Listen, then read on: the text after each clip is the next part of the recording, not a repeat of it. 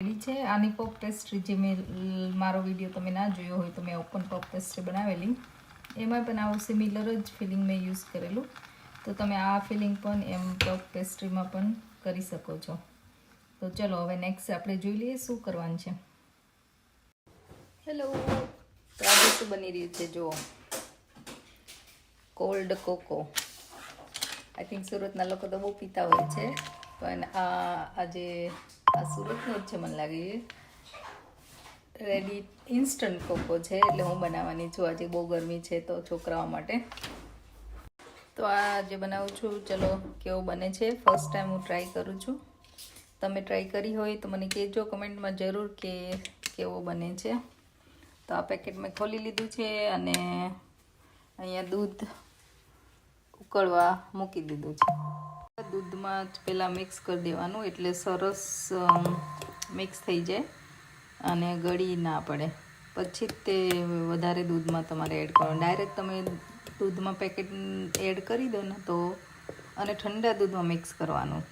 એટલે આ સરસ મિક્સચર બની ગયું છે. હવે એને હું દૂધમાં મિક્સ કરી દઈશ અને પછી ઉકાળવાનું છે. તો આ દૂધમાં મિક્સ કરીને હવે ઉકાળવાનું છે. તો ઉકાળવાનું ત્યાં સુધી જ્યાં સુધી થોડું થીક ના થઈ જાય ત્યાં સુધી. અને થીક થઈ જાય પછી એને ઠંડુ પડે પછી ફ્રીજમાં મૂકવાનું છે ઠંડુ કરવા માટે. તો હવે થઈ ગયું છે સરસ અને થીક ઉકળી ગયો છે. હવે હું બંધ કરી દઈશ આને અને ઠરવા દઈશ. તો જો અમારો કોલ્ડ કોકો રેડી થઈ ગયો છે. સરસ એકચ્યુઅલી નાઇસ એન્ડ થીક બન્યો છે અને ક્રીમી, અને ટેસ્ટમાં પણ સરસ છે. ને હવે ટ્રાય કરી લીધો છે. જો તમારે ટ્રાય કરવો હોય તો જરૂરથી કરજો. આજો તડકામાં બેસી ગયા છે. વર્ક ફ્રોમ હોમ મસ્ત હે. શું ખાવા માંડ્યા તમે? સારું સારું સારું સારું. ગ્રીક સલાડ બનાવ્યું છે આજે. તો કેવું લાગ્યું? મસ્ત લાગ્યું. મસ્ત લાગ્યું. તડકામાં મજા આવે ખાવાની ને. મફતનો તડકો માંડ મળે. મફતનો તડકો માંડ મળે, પણ સલાડ ખાવાની મજા આવી કે નહીં એમ? સલાડ સરસ જ છે. ચલો લંચ કરવા. તમે બધા શું કર્યું લંચ? ગ્રીક સલાડ તમે બનાવો, કઈ રીતે બનાવો મને કહેજો. હેલો, તો આજે જો ચાને લેવાનો વારો હતો મારો અને હું આવી ગઈ છું લેવા. અહીંયા હું વેઇટ કરું છું, આવતી જશે. તો આજે ચાનો લઈને ઘરે જઈશ. આજનો ફ્રાઈડે થોડો વધારે પડતો બિઝી છે, બિકોઝ આજે સ્નેહને પણ ફૂટબોલ પ્લે કરવા જવાનું છે સ્કૂલમાં ઇવનિંગમાં. એ લોકોની કંઈક ટુર્નામેન્ટ રાખી છે, બિકોઝ અત્યારે ફૂટબોલ ચાલે છે.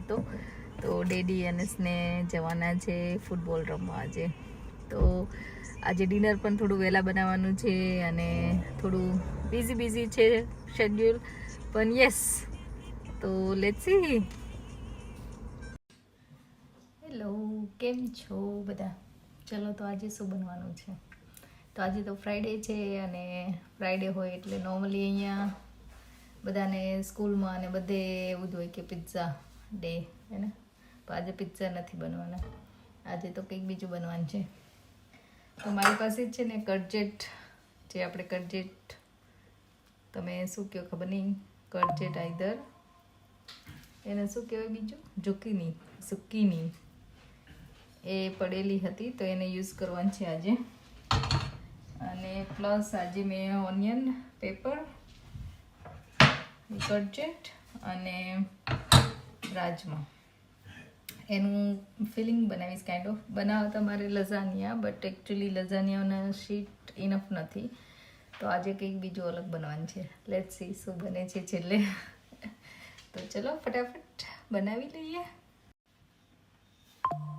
તો આમાં મેં ઓઇલ લીધું છે થોડું, એમાં ઓનિયન અને પેપર બે હું જોડે નાખી દઈશ, કેમ કે બધા વેજીટેબલ બહુ ચડતા વાર લાગે અને એક સાથે ચડી પણ જાય છે.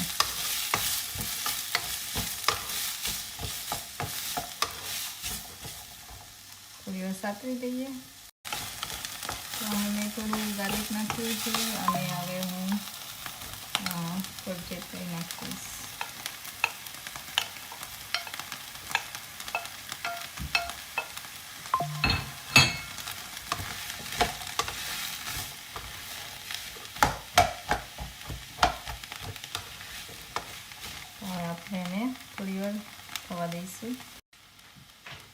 હવે આમાં જો સતળાઈ ગયા છે વેજીટેબલ્સ, હવે આ આપણે રાજમા કિડની બીન્સ બોઇલ કરેલા છે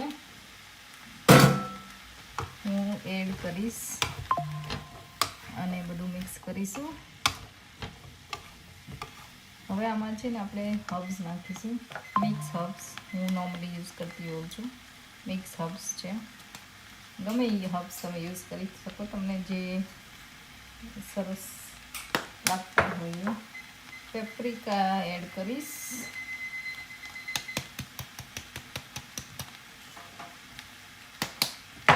અને ચીલી ફ્લેક્સ.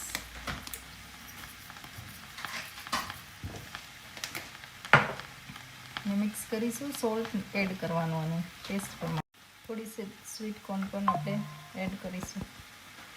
આ ફ્રોઝન સ્વીટ કોર્ન છે, તમે કંઈ પણ ગમે તે હોય અવેલેબલ એ યુઝ કરી શકો. તો આ એકચ્યુઅલી છે ને ગુડ વે ઓફ છોકરાઓને વેજીટેબલ્સ, બધા અલગ અલગ વેજીટેબલ્સ ખવડાવવાનો એક સરસ આઈડિયા પણ છે. અને ગજર actually it's a good source of fibre as well. અને બીન્સ છે એટલે તમને પ્રોટીન પણ મળી રહે છે. એટલે આ ખરેખર એક હેલ્ધી ઓપ્શન જેવું છે અને ક્વિક બની પણ જાય છે. એકચ્યુઅલી મારી પાસે એક નાનો એવો પનીરનો ટુકડો પડેલો, તો નાના નાના પીસ કરી દીધા છે અને હું પનીર પણ આમાં એડ કરી દઈશ.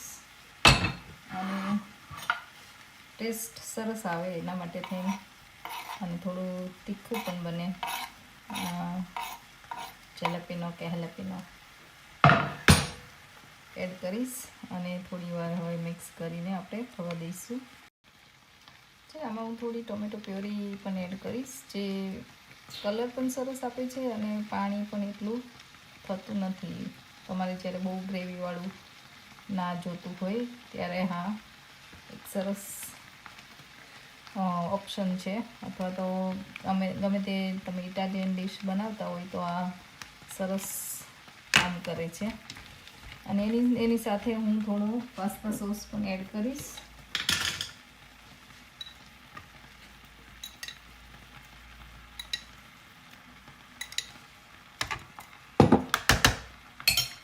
અને બધું આપણે મિક્સ કરીશું.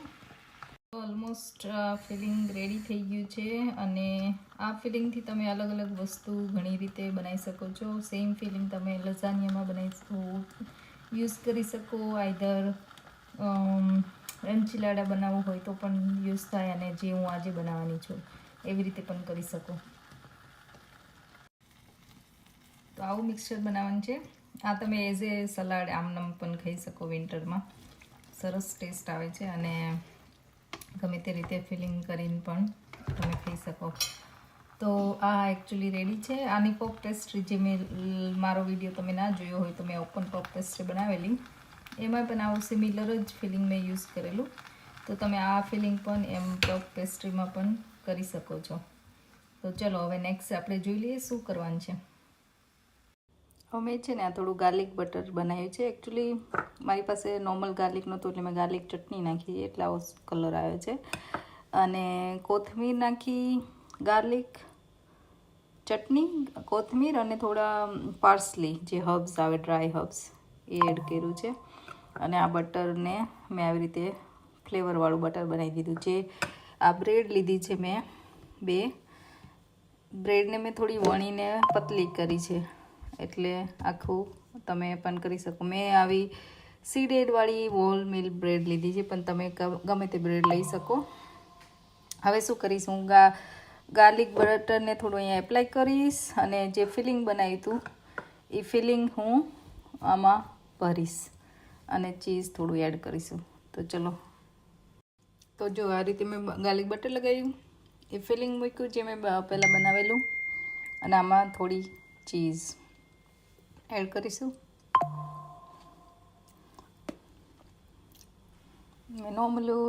નોર્મલ પ્રોસેસ ચીઝ જે આવે ચેડાર, એ મેં લીધી છે. તો આવી રીતે ચીઝ મૂકીશું અને હવે બંધ કરી દઈશું એને. તો જો મેં થોડા ચાલાપીનો હેલાપીનો વોટ એવર એ અહીંયા એડ કર્યા છે, કારણ કે તમને વધારે ગમતા હોય તો મૂકવાના. અને આવી રીતે ટૂથપીકથી મેં કાઇન્ડ ઓફ પાર્સલ જેવું બનાવી દીધું છે. હવે આને હું એર ફ્રાયરમાં મૂકી દઈશ, અને જ્યાં સુધી બ્રાઉન અને ચીઝ મેલ્ટ થઈ જાય ત્યાં સુધી. તમે ઓવનમાં પણ કરી શકો ઓર તવામાં પણ કરી શકો, તમને જે રીતે પસંદ આવે એ રીતે. આના ઉપર હું થોડું બટર લગાવી દઈશ અને પછી હું એર ફ્રાયરમાં મૂકી દઈશ. ફ્રાયર આપણે કરી દઈશું 5-7 મિનિટ માટે, અને લેટ્સ સી. તો જોઈ લો, થઈ ગયા છે રેડી ગાર્લિક બોટ કયો કે જે કયો એ નામ તમારે જે આપવું હોય. બાકી આ રેડી છે, ક્રન્ચી થઈ ગયા છે, એકદમ સરસ મેલ્ટ ચીઝ પણ થઈ ગઈ છે.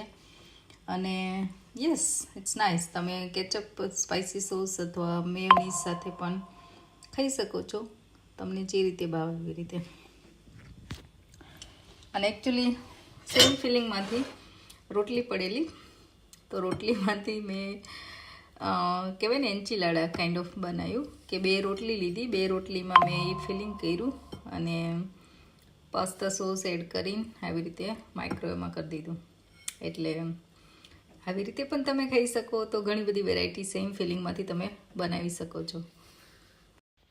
તો આવા જ ફન વિડીયો અને નવી નવી રેસીપી જાણવા માટે અમારા બ્લોગ સબસ્ક્રાઈબ કરજો, લાઇક, શેર અને subscribe with family, friends as well. અને કમેન્ટ જરૂરથી કરજો કે તમને કઈ રીતે આ રેસીપી બનાવો છો કે અલગ રીતે બનાવો છો. So thank you for watching.